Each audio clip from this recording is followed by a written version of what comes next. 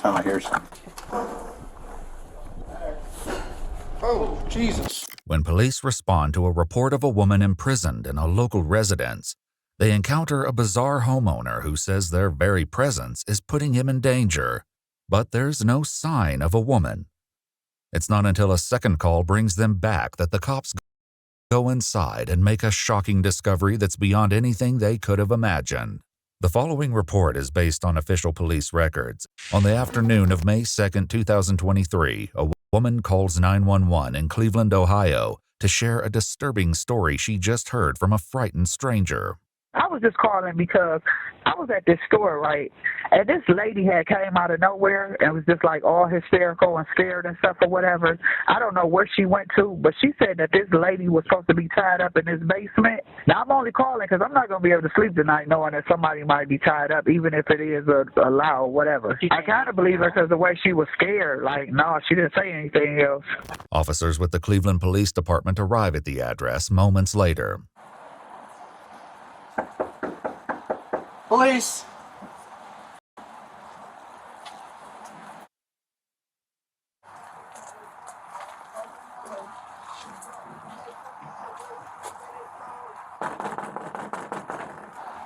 There's music coming from the back. Hello?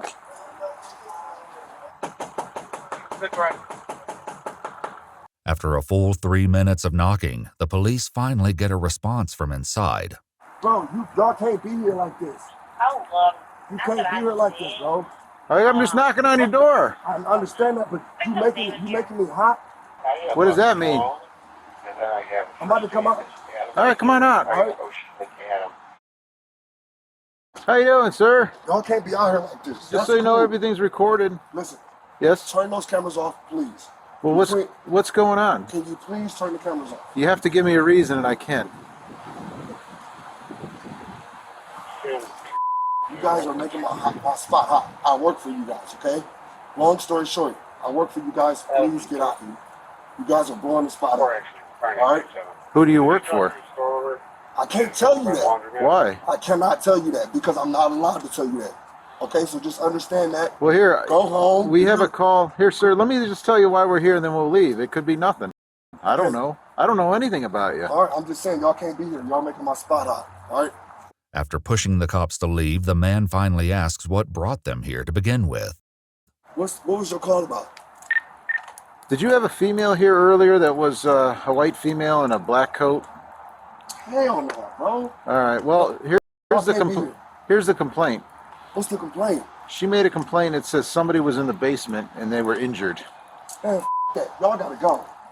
Y'all gotta go. Well, I gotta ask. I mean, because you're making me... No, sir. No, sir. Well, you're making me a little suspicious now. Man, listen, you need to leave. Not only do the police stick around, more of them soon arrive. Oh my God, there's too many f***ing people here. Well, it's no big deal, man. Man, it is a big deal. What? I'm trying to tell you guys to up. Well, we were told God that the damn. lady's tied up in the basement. There ain't nobody tied up in the basement. Can we bro. look? No, no, but like, Why not? because I say so. Is someone tied up down there? No, What's your name, buddy? I can't tell you that, bro. What do you mean you can't tell me that? I'm trying to tell you I'm a confidential informant. That's all I have to say. You guys are bugging right now. You guys are No, bugging. that's not all you have to say. Who Who told you that? I can't say nothing else. Well, if Please, there's someone tied up in the basement, we got a there's problem. nobody in the basement. I just what I So really. why can't I look? Why do you? Because all that stuff that went on in the past with those three girls, man, we got to take this seriously. What and three look into girls? it. What three girls? With Gina, I don't know them.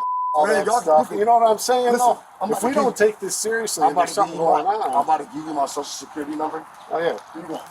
Stop. Please don't. that's do all this. right. Yeah, please We're don't. not going in without you. Yeah, you can't do that. Tell him please not to do that. While the man appears to believe that his status as a confidential informant puts him above suspicion, the police don't share that view. Detective Smith, please go. Which Please. Smith? Detective Smith, The one in... Second District. Okay, that's how you know I'm not. Okay, well, I guarantee... His phone number's right here. No, Look, listen, I'm not we'll gonna call play him. with y'all. Listen, we'll Don't call call him. him. Don't. Well, why Don't wouldn't I call him call here. him? Don't Listen, call him will here. you stop talking for a I moment? can't, bro. My life is on the line. Who's on the line? All you had to do was talk.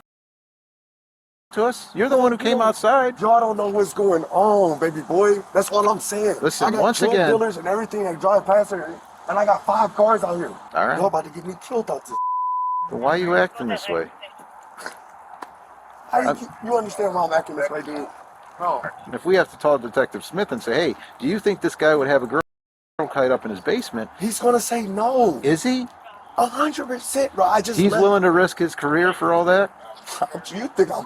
Oh my gosh, you're gonna take a crack his word over Detective Smith's word, right? I haven't spoken to Detective Smith. Well, you're gonna talk to him. He's gonna let you know what's going on. I was down there for an hour with him yesterday. Okay. I just left my probation officer. But why would somebody say that? Crackheads. But why would a crackhead say that about They're you? crackheads, but probably because they want more crack, bro. Do you have crack? No, I'm not gonna. Why would I say that? Why would you ask me that on camera? I don't Why know. would you do that to me? I know I don't have no crack. It's my job. Well, why would the crackhead be here then? This man is wow. And the most confidential informants don't come screaming out the back door, I'm a confidential informant, do they?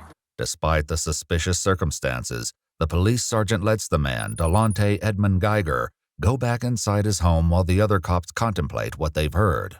Have you ever, actually dealt with a confidential informant? Yeah. And every time they're up to no good and they're confident, that's what they do. That's how they act? Yeah, that's how they act. So, I don't know what's up. My only fear is there's somebody really in the basement. I actually think he's freaking out like that because he's... Up to no good. Yeah. He's gonna let us in. He's real sketchy. He said need another guy, but you're coming to him and tell him you're on probation. It's a training thing.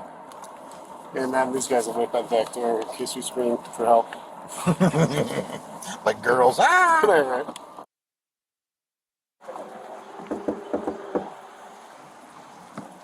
Loud music playing, so you can hear the screams.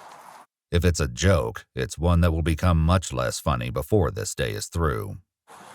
Hey, do you mind if the record goes? No, dude, there's too much going on. No, no. All right, stand outside. Leave this crack though in case we scream. Nobody about to do nothing to y'all, dude. You guys got guns. No, you can't. No, Seriously, No, just crack. Just in case we scream for No, bro. You understand? They're not coming in. Oh, You have my word. Unless we start screaming. With that, the police go into the residence, and as the sergeant checks the basement, his backup waits upstairs with Delonte. I got PTSD. All right. I've been stabbed 7 times, shot twice. Well, have we done any of that to No, you? no. It's just I'm trying to change my life and work with the police, and I just don't do that every day. You feel me? Turn that down for a minute. There we go. Actually, turn it off until we leave and then you do what you want. That way I can hear everybody. Hey, police! It's me. All right, so what? Is someone just pissed off at you or something? I'm trying to tell you, bro. Big love for me. We'll never come back here again. Okay? All right. You want to lie back? What happened to your hand? Well, listen. I got scratched. Like what? Yeah. I'm about to walk to the store right behind you guys. Okay. Hey, nothing down there. See your belt.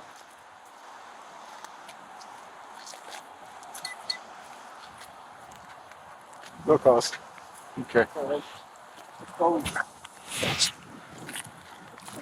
You might want to keep an eye on this house. I know. As it turns out, the cops will be back sooner than they may have thought. That evening, a woman tips them off that Delonte showed her pictures of a woman being tortured and zip-tied to a chair, warning that he would soon do the same to her. The police go back to the house at midnight, and once again, it's not easy to get someone to the door.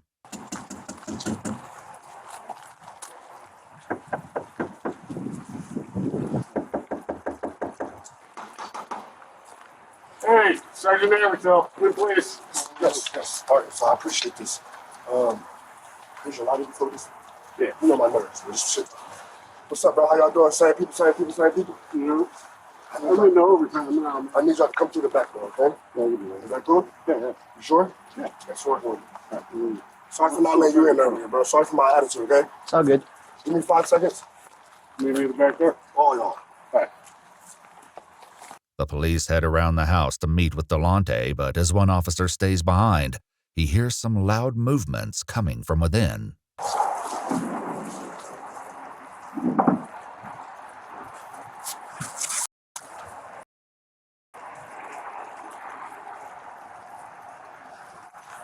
Delonte soon lets the cops in, and they head straight down to the basement to continue the search they cut short this afternoon. So, if you smell bleach or something, my nose doesn't always look good. Okay. Now I smell cat pee, so.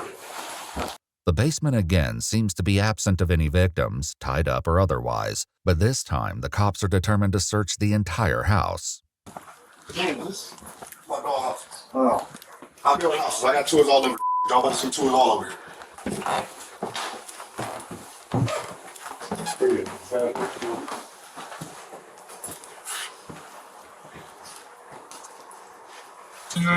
Close.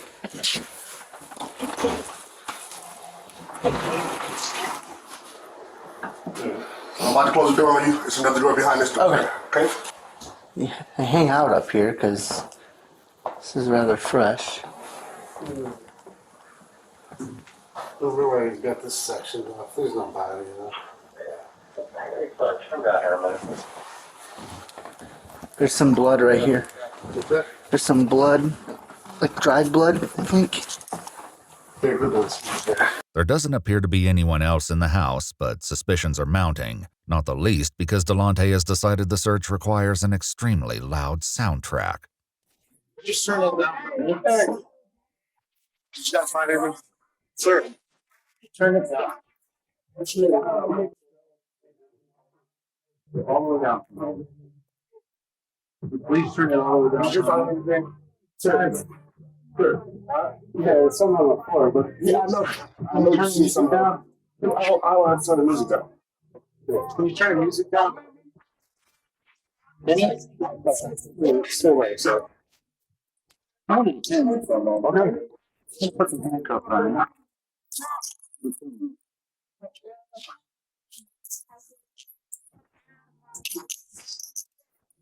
No, turn that music off. With the newfound silence, the police turn to Delonte, determined to finally get to the bottom of this runaround. But even on a day filled with rumors, strange claims, and unsettling tips, none of them are prepared for what comes next. Is anybody on that front porch? No. So what's that noise I keep hearing? That you keep turning the music up on every time I hear something. Is anybody on there? I heard him dragging something out when we went from the front to the back, too, just so you know. Is anybody in that front? Because I heard voices or movement or noise. Yeah. Who's out there?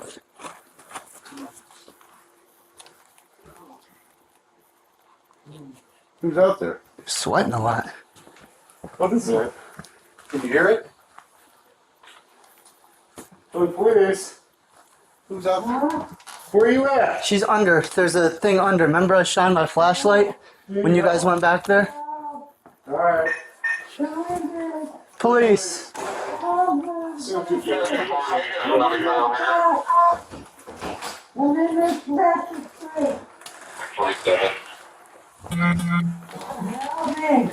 All right. Yeah, I heard him sliding something under there when he went from the front to the back. Where are you at? Where you at, man?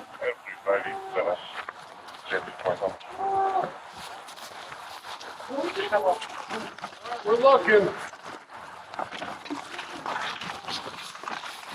How do you get through? It looks like a box. Yeah, Oh my god. yeah. Tell me. Tell me. Right now, something else. Tell me. I'm paralyzed. I'm paralyzed. Alright. Okay? How old are you? 60. 6-year-old female. Oh my God. Yes. Are you injured besides that? I'm You're paralyzed. paralyzed. I'm paralyzed. What's your name? Cheryl Cyrus.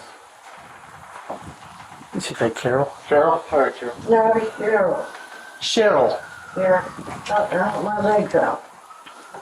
How All right, we got about EMS coming. I don't want to move you because I don't want to hurt you more. Can you breathe? I can now. Okay.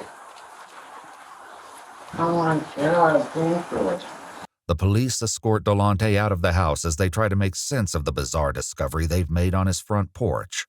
Cheryl, do you know, is there anyone else here with you? I don't know. Okay. Cheryl, how long have you been there, honey? How long? I don't know. They're hurt. You hurt? All right, we want to get you out of there, but I'm afraid to move you. I'm going to let EMS do all that, okay? They're the best. What did he do to you? He did what? Hey, Scott, you want fire to come at least get her upright? They can put her on her backboard? I know, we get fire here, they can. Over here. No, but we got no ETA on EMS. There's no dispatch. Huh? Did he stab you? Yeah. Where did he stab you, think? Your arm? Yeah. Did he sexually assault you at all? Okay. Do you know how long you've been here? Is it just one day? Okay. But even with Cheryl Cyrus somewhat responsive to their questions, there's nothing that can fully explain what's going on. What's the story here? Dude, there's a lot. I don't even know where to begin. This might not be the only victim. But we just searched the house and we didn't find anything else. As rescue personnel get Cheryl free of the box and transported to the hospital, police conduct another search of the home. She was supposed to be wearing a pink hoodie with pants. So she had, no, she was completely nude.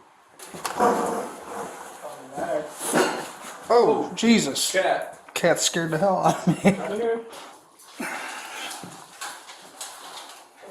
And the attic's done. There was a pink hoodie, that was it. Yeah. Did she say it was this room or? She just said that like he was transporting her from like the basement up here, and like that there was going to be an AK-47 in here, drugs. Yeah. We have to pull it apart and find a serial number. There's no sign of any other victims in the house, but the one they did find will give detectives more than enough to discuss with Delonte when they visit him in jail the following night. Obviously, we know some bad things did go down yesterday. Do want to give you a chance to go over it. I'm a confidential informant for Detective Larry Smith out of the 2nd District. Okay. Okay, How long have you been doing that for? about a week and a half now. Okay. About a week and a half. And that was cool for this. Like, I wasn't going to kill her, though. I wasn't going to, I've been feeding her and, you know what I'm saying, but I just can't have her out on this. Because I'm working with Detective Smith, trying to get him 10 guns, 5 AKs, 4 Glocks, 3. That's supposed to be going into the valley, like next week. You know what I'm saying? I'm trying to get him Big Red, who moves 6 ounces a day on coke crack. And I'm trying to get him Ghost, who descriptions are ounces a day, but like I found out that this is that, and you know what I'm saying? If I was, You found out that what? that the lady that what I was taking care of in my house is a rat, and if she would get back out on the street, I'll be exposed. Delonte, who calls Cheryl Cece, claims she's an addict, one among many who frequent his house.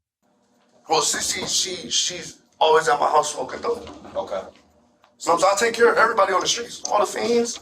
That's where they live at. Okay. You know what I'm saying? Long story short, that's ground zero for the crackheads. According to Delonte, the entire situation began on April 27th, 5 days before police showed up at his house, wanting to search the basement. In an incident partially corroborated by police records, the car Delonte was driving was pulled over by vice cops. He says Cheryl was in the car as well.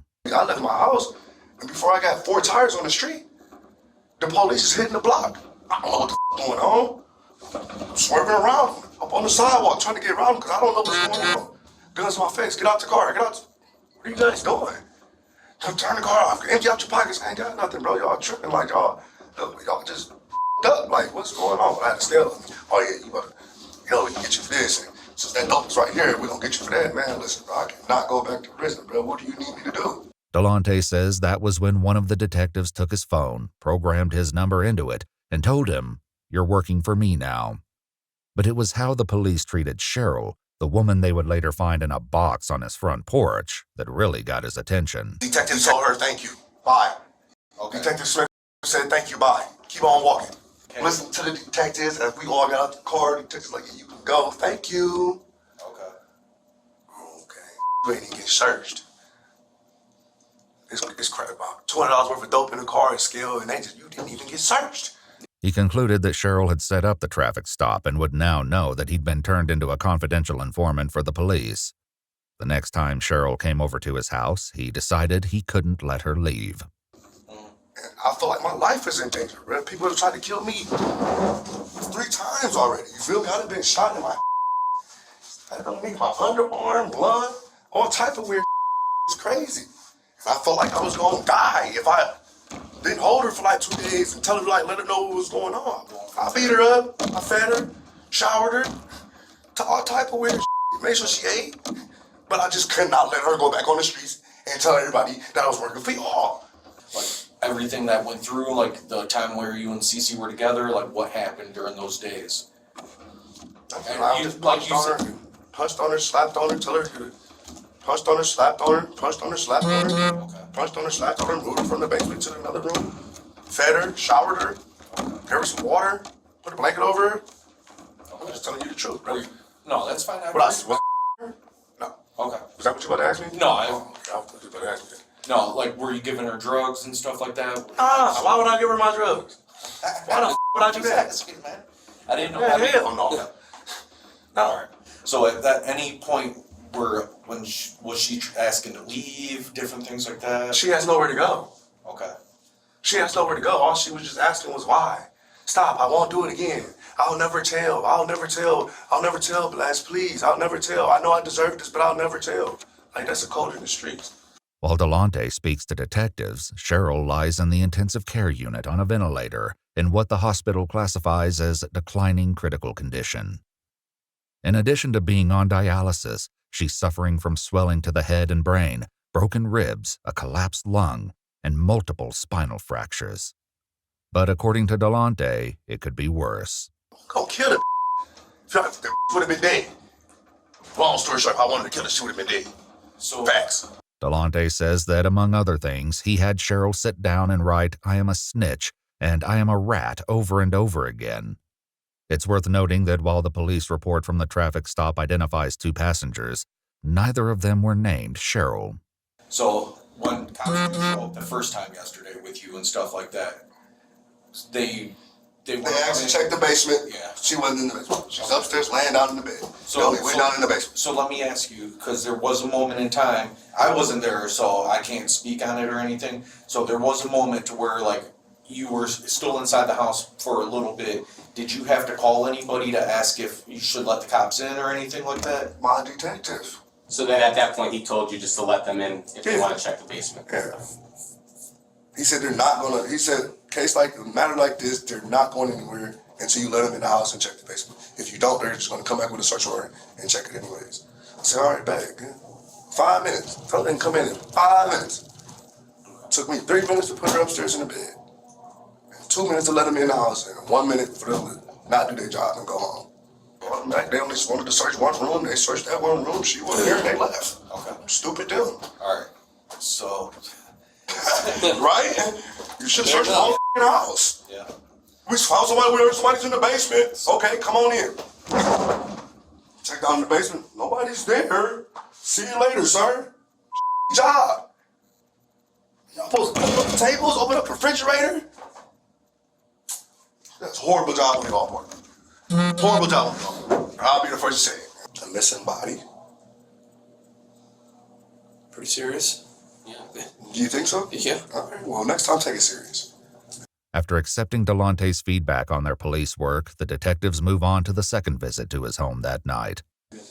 Yeah, so the first time the police came, you said you moved her upstairs, right? And then she was upstairs. Obviously, the second time the police came, she was in that tote, right? How did that go down in between there? Well, they really wanted to check upstairs. Right, but I'm saying How did she get in there? I put her in there. Okay. And brought her downstairs and put her on the porch. Okay. Anything else? Why'd you have the music going so loud? Just in case if she made noise, they wouldn't hear.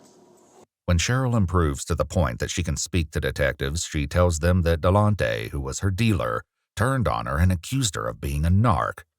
Over a period of days, he beat her, stabbed her, dragged her across the floor, broke a television over her head, and put her in several different containers.